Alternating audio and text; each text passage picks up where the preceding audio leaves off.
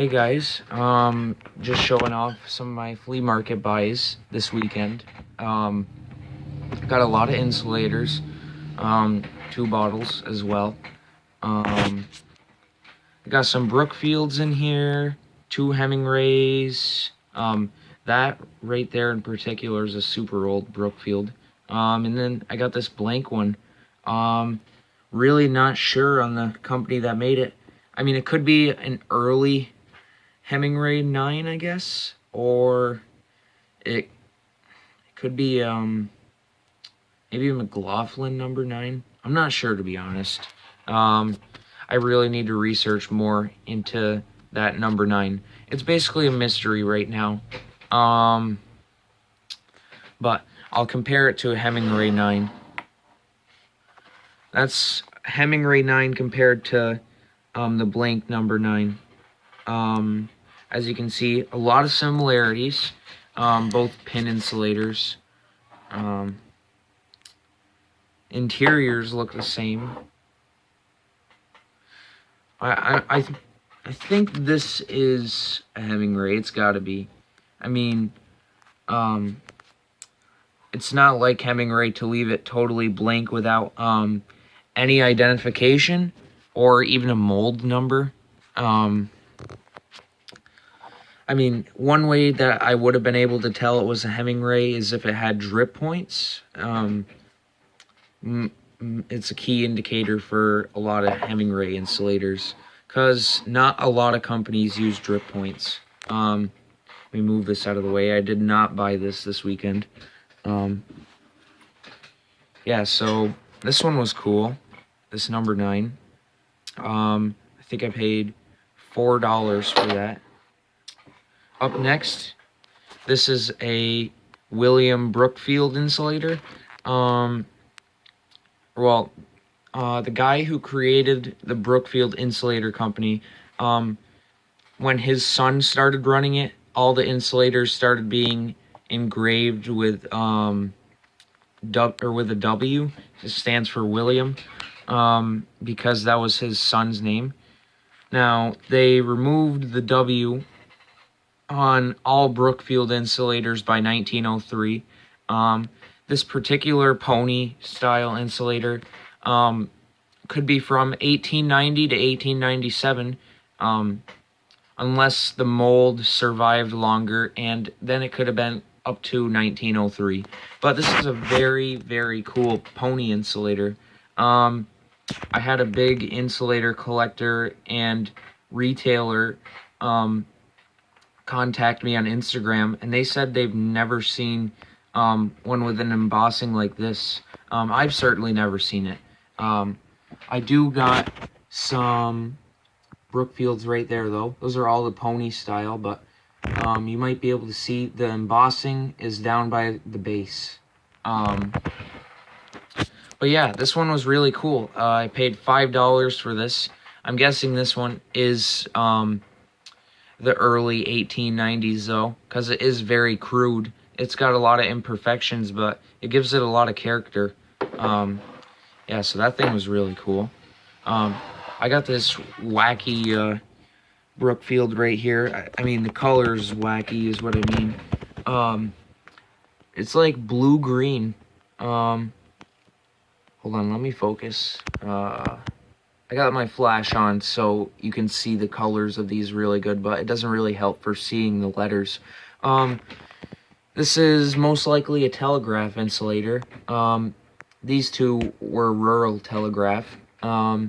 This could have been telephone, though, too. I mean, they use these for everything. Some glass insulators are used for electricity still. Not all of them were meant for electricity, but are still used on it sometimes. But I paid $3 for this one. This one is in really good shape. I mean, it's got 1 chip inside. I think this type is called the Brookfield Signal Insulator. Yeah, that's what I read about it. But this one is from 1906 to 1921. I say that because the location, New York, has been removed from the mold, and they moved to Old Bridge, New Jersey, from 1906 to 1921. The New York factory did operate until 1912, but I'm guessing all molds that were at the Old Bridge plant in New Jersey had New York removed from them. Okay, so up next, this is another Brookfield. Same style, but this is more aqua, light ice blue, I guess you could say. This one's really nice, except the mold that it was from was really worn, so most of the detail is gone off it. It's not full letters, but you can make out Brookfield. I'll turn it slowly so you can see it. Yeah, it does say Brookfield. And then on the other side, you can see New York. Yeah, maybe this one wasn't the one with the embossing gone. But I did get another one of these too. I can't remember when these ones are from. I think, yeah, this is 1903 to 1912. Because it does have the W or W removed, which was removed after 1903, like I said. And the New York plant closed in 1912, so that's when this one could be from. This Brookfield is the same, but it's a different color. It's a little dirty, though. I can't complain, though. These two right here, I picked up for $2 a piece. I mean, I usually never pass up nice insulators for $2 a piece. I don't care if they're common. I really like them, and I didn't have this style, and they were cheap, so I just bought them all. That one I paid $3 for because it was at a different stand at the flea market. But it's also a really nice color and really clean. This is the one with the extremely worn mold where most of the embossing is gone, but it does say Brookfield. You can see the remnants of where it said New York. So just like this one, it's 1903 to 1912. Really cool, because all these are really old, except for this one. This one could have been, I think this one might have been up through the 40s if it's a Hemingway 9. But like I said, not sure what company made it, so I can't give a definite like range on when it was made. This is a really, really cool Hemingway 40 right here. I paid $5 for this, but it is olive green. Now, I've never seen this color in a Hemingway 40 before. I'm under the impression that this is rare. Like, they usually only made them in blue. I'll show you guys. I have a Hemingway 40 hidden back here. That's a Lynchburg insulator right here. That looks kind of like the Brookfields I bought. This is a Hemingway 40. I actually found this one. My only two Hemingway 40s that I had before the green one I just bought, I found. I've only found 7 insulators in my lifetime, and all of them were at the same place. You can go check out my old live stream showing off my bottle and insulator collection if you want to hear the backstory of how I found those Hemingway 40s and other insulators. But back to this one anyway. This is from circa 1910 to 1921. So this is a really old one too. It's got 99% of the drip points intact, which is really cool. A lot of these, the drip points get broken off. Only damage to this is like 1 or 2 drip points missing, and it does have a small chip in the lip right here. It's got what looks like scratches, but those are actually from the mold. I actually got to compare this to my other Hemingway 40s because I'll be able to tell if they came from the same mold or not because of all the imperfections. Yeah, I paid $5 for that. It's a really nice insulator though. Okay, this is one of the gems as well that I bought. This is a early Hemingway. As you can see, it says HG Co.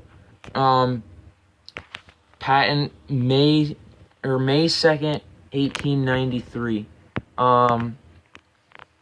Not exactly sure on the date on this one. I have it written down somewhere, so I'm just gonna set my phone like this for a second. I will look quick. But yeah, that one has all the drip points intact. Not a single speck of dirt on it. I know in this area, through the camera, it looks like it does have dirt, but it doesn't.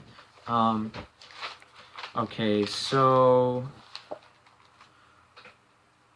Okay, my flash just turned off because my battery power is low.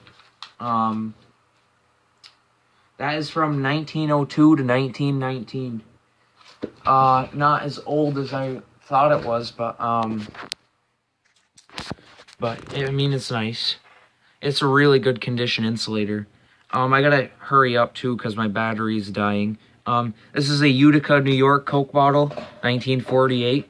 Paid $2 for this. Super clean. Goebel beer.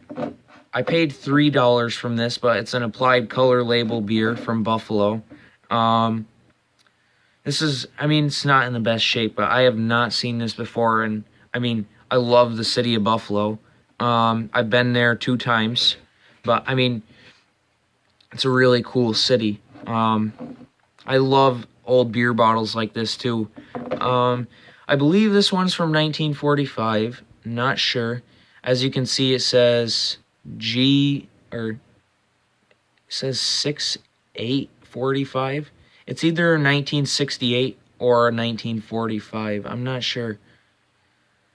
Unless that 18 is a year, but I can't see this being from 1918. Yeah, it's not possible because the label application or the way this label was applied was not invented till the 30s, I believe. I think they used sandblasting in the early 1900s to apply a label to some things that weren't embossed, but I'm not sure. I'm not really good in like the super early bottles with applied labels. But yeah, those are my finds. I mean, I only spent like $30 on this stuff. I mean, I'll pay that any day for all these insulators and these 2 bottles. I mean, I added a lot of stuff to my collection that I didn't have before. Like, I mean, of course I didn't have these ones, but I don't have anything like this Hemingway 40, like color-wise. And these Brookfields, I didn't have any of this style in Brookfield. I didn't have any of these. I mean, one as old as this one, with the embossing up on the dome. And this one, I only bought because I really liked the shape of it, and it was in good shape.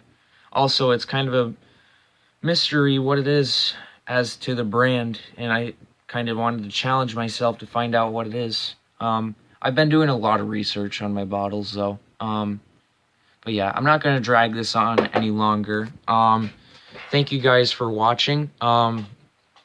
Also, like I said, there will probably be a 100 subscriber giveaway. For whoever, or when I get 100 subscribers, I don't know what the giveaway is going to contain, but all I can say is the person who wins is going to get a shout out. It's not going to be anything big, though. But yeah, thank you guys for watching. Go check out some of my other videos and subscribe so I can get to that 100 follower mark. Thanks.